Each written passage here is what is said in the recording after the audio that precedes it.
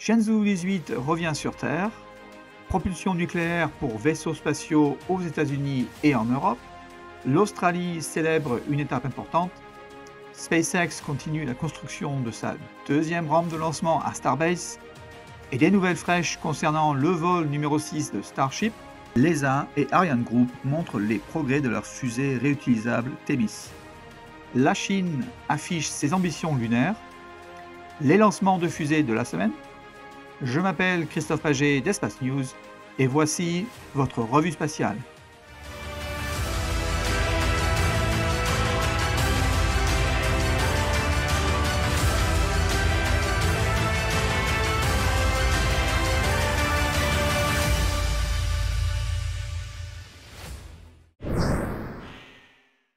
Je voudrais commencer cet épisode en remerciant mes téléspectateurs qui se sont abonnés à ma chaîne durant ces derniers 15 mois et je voulais souhaiter également la bienvenue à mes nouveaux abonnés, m'aidant ainsi à atteindre les 1000 abonnés avant Noël.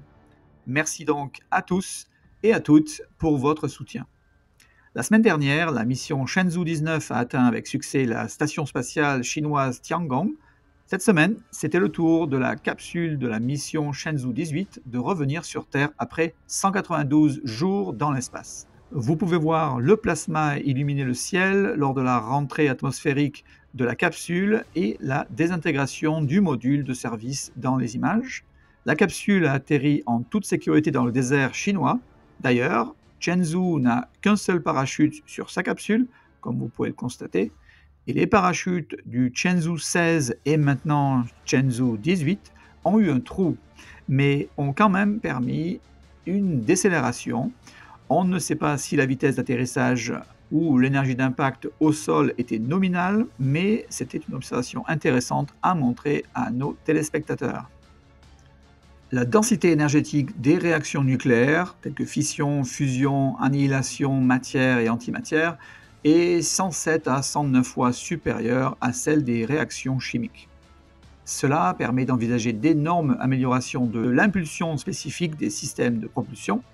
Beaucoup de moteurs basés sur le nucléaire ont été développés depuis les années 60, tels que générateurs thermoélectriques à radioisotopes, générateurs thermoélectriques à fission, propulsion nucléaire thermique, propulsion nucléaire électrique, parmi tant d'autres. Tous ces moteurs ont des bénéfices, mais aussi trop d'inconvénients, ce qui jusqu'à présent n'a pas permis leur utilisation pour propulser les vaisseaux spatiaux. En France, le Centre d'essais atomiques ou CEA, supporté par Ariane Group et Framatome, ont débuté pour le compte de l'ESA un nouveau projet appelé Alumni pour revoir la conception et fabrication d'un moteur de propulsion nucléothermique. Il s'agit de chauffer de l'hydrogène liquide en le faisant passer dans le cœur d'un réacteur nucléaire pour le transformer en gaz et le porter à haute température avant de l'éjecter pour générer une poussée avec une efficacité 2 à 3 fois plus grande qu'un moteur chimique classique. Pour illustrer ce bénéfice, un voyage pour Mars ne prendrait plus 9 mois mais seulement 3 à 4 mois.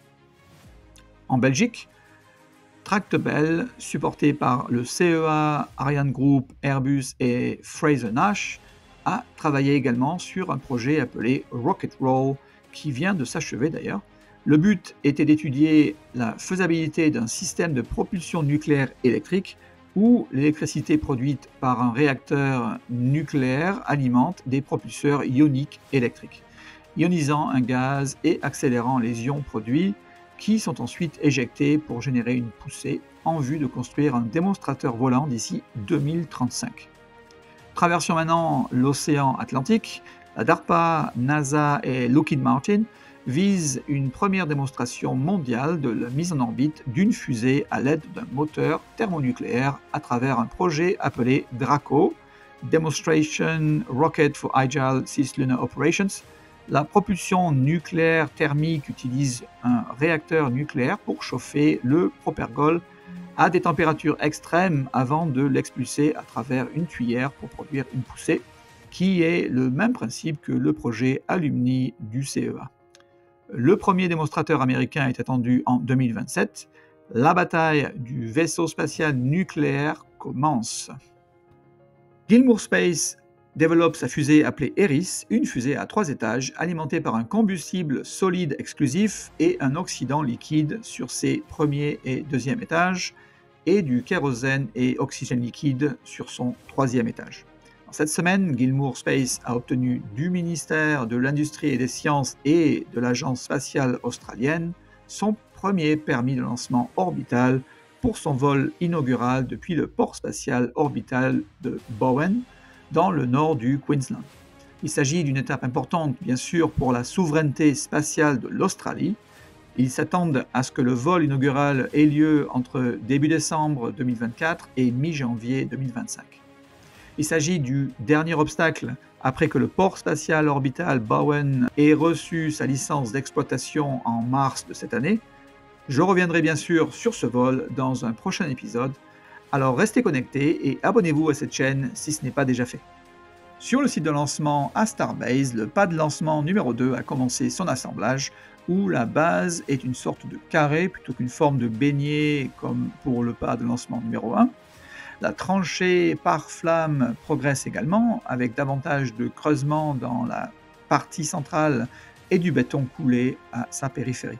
SpaceX a commencé à construire le divertisseur de flammes pour son pas de lancement numéro 2.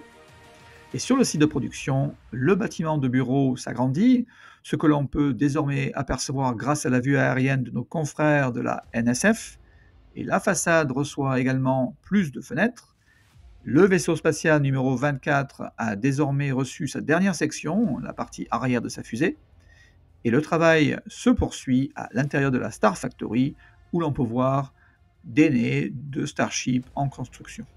Restons avec SpaceX. Vous serez peut-être intéressé de savoir que SpaceX vient d'informer le public qu'il s'attend à lancer son essai en vol numéro 6 au plus tôt le 16 novembre, soit dans quelques jours seulement, si près du vol numéro 5, où il tentera d'attraper le booster numéro 13 en plein air.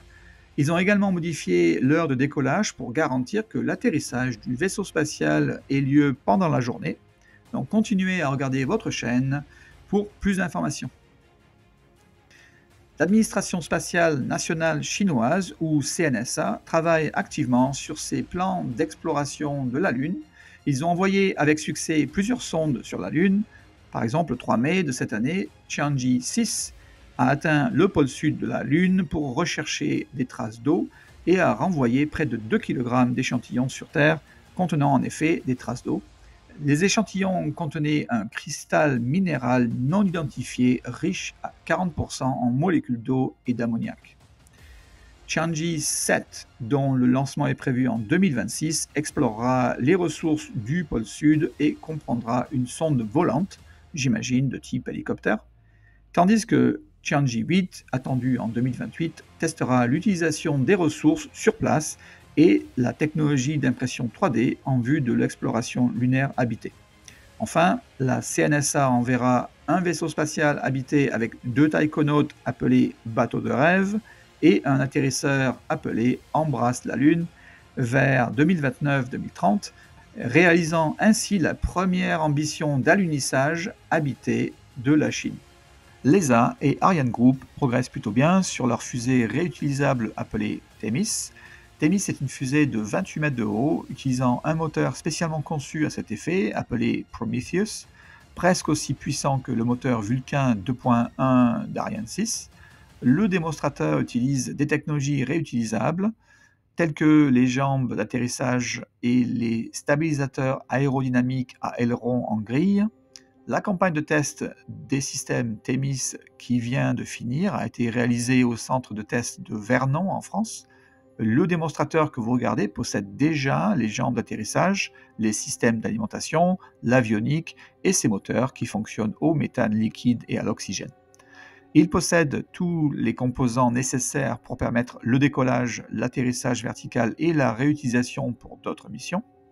Le programme d'essai du moteur Prometheus s'est achevé avec succès, démontrant sa capacité à fournir une poussée variable requise par la mission allant de 30% jusqu'à une courte poussée de 110%.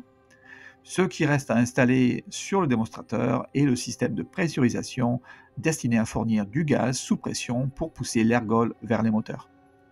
Pour tester ce démonstrateur, il faut une rampe de lancement qui se trouvera à Esslingen en Suède. Des préparatifs sont en cours pour construire l'installation de lancement d'essai Themis. Des réservoirs de stockage et des systèmes de distribution d'oxygène et de méthane liquide sont en cours de construction. Les équipes finalisent actuellement les équipements électriques et fluidiques d'assistance au sol. Cela comprend les conduites de carburant, les réserves d'azote, les supports de la fusée et le système pour brûler le carburant inutilisé. Même le centre des opérations, appelé contrôle de mission Themis, est en train d'être installé dans une salle du bâtiment de l'ESA à Esslingen. L'Europe double ainsi des efforts pour combattre la forte compétition. La semaine des lancements de fusées a commencé le 4 novembre avec le lancement de Mitsubishi Heavy Industries de sa nouvelle fusée H3-22 depuis le Japon pour sa mission DSN-3. Le même jour, Roscosmos a lancé une Soyouz 2.1B depuis la Russie pour sa mission Ionosphera M2 et 1. Le 5 novembre, SpaceX a lancé une Falcon 9 depuis la Floride pour une mission de ravitaillement à la SSI appelée Dragon CRS-2 SpaceX 31. Le premier étage a volé pour la 5e fois et a atterri de retour sur site. Le même jour, Rocket Lab a lancé une Electron depuis la Nouvelle-Zélande pour sa mission Changes in Latitude, Changes in Attitude. Le 7 novembre, SpaceX a lancé une Falcon 9 depuis la Floride pour sa mission Starlink Group 677. Et le premier étage a volé pour la 3e fois et a atterri sur un drone ship. Du 1er janvier au 7 novembre 2024, 207 fusées ont été lancées avec succès. Sur ce total, 128 provenaient d'une entreprise ou d'une institution américaine, 13 de Russie et 5 du Japon. Je vous laisse cette semaine avec cette image flamboyante prise par les télescopes spatiaux Chandra et Spitzer du Cygnus OB2, qui est le plus grand amas d'étoiles le plus proche de notre Soleil, à une distance d'environ 4600 années-lumière de nous.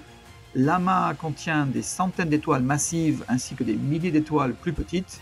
Cette zone était particulièrement intéressante pour les chercheurs car elle présente la caractéristique d'un amas qui ne sera jamais en train de se former en une étoile plus grande. Tout cela est causé par l'émission de rayons X diffuses provenant d'étoiles plus grosses, comme on le voit en violet ici sur votre écran. Je suis Christophe Paget pour Espace News.